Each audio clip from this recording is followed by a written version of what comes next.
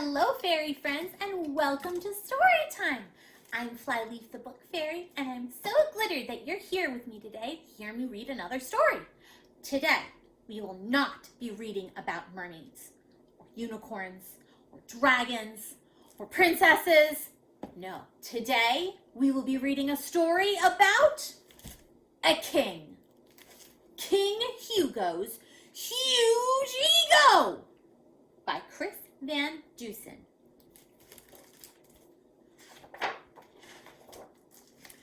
Long ago, when people spoke with words like thou and thee, there lived a king named Hugo who was only 3'3". And though this mini monarch stood no higher than an elf, his ego was enormous. He thought highly of himself. Yes, Hugo was a cocky king, as boastful as could be.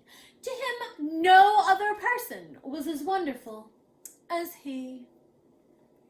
He made his subjects bow to him whenever he was nigh. It pleased him to look down on them each time that he went by.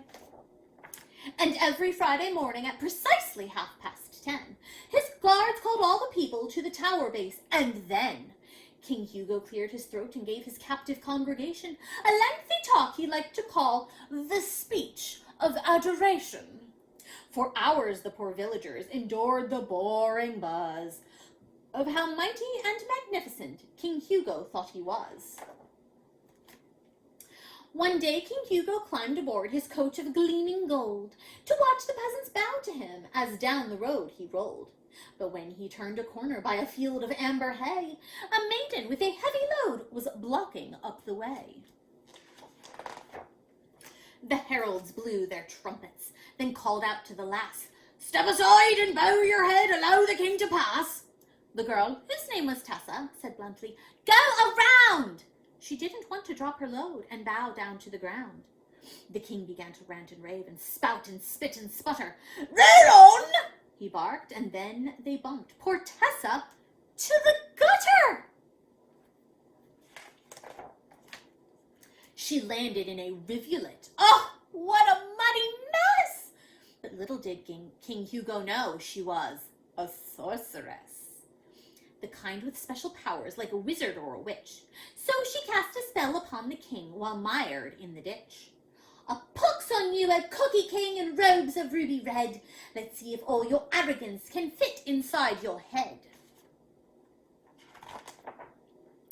The next day when the king awoke, he climbed down from his bed and gazed into his looking glass admiringly and said, "I do believe, dear Hugo, you're more handsome than last night." But when he put his crown back on, it felt a little tight. Then he donned his crimson robe, the one with ermine fringe. "How grand I am!" the king exclaimed, then felt a little twinge. His crown seemed even tighter now, yet Hugo didn't care. He hollered from his window to the people in the square, "Say, who's the most majestic king? 'Tis I, you must admit." But when he pulled his head back in, it almost didn't fit. Every time he claimed to be the greatest in the land, the king perceived a tingle and felt his head expand. But he continued bragging in his overstated way, and so his head kept bloating, bulging bigger every day. By Friday, Hugo's head was huge, but still he didn't know that his self-directed compliments had caused his head to grow. His speech of adoration was scheduled as before, but when he reached the tower, he could not fit through the door. He marched across the courtyard to climb the open stair, then called the people to the wall and gave his speech from there. "Behold, my lowly subjects, and do not doubt thine eyes, for yea, my noble noggin has increased tenfold in size. I know not how this happened, but now there's even more of your absolutely fabulous King Hugo to adore." The more he talked, the more he grew, till suddenly a squall hit the king's gigantic head and pitched him off the wall. He floated freely through the air, then landed with a thud. He bobbed and dipped and flipped and skipped. and toppled through the mud. He tumbled topsy-turvy as he bounced along the lane and ended up by Tessa, who was busy stacking grain. King Hugo's head was spinning. He felt dizzy, dazed, and beat, but when he noticed Tessa, he yelled, "Get me to my feet!"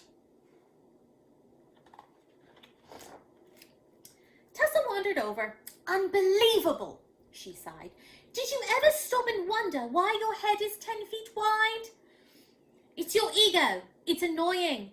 So I cast a little spell, and every pompous thing you've said has caused your head to swell."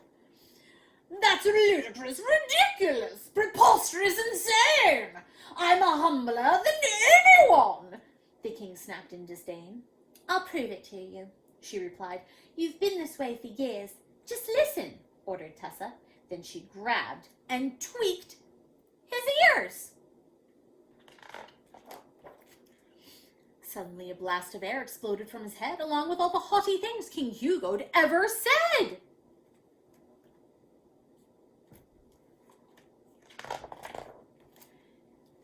King Hugo's head deflated like a giant pink balloon, and when he heard what he had said, he felt like a buffoon.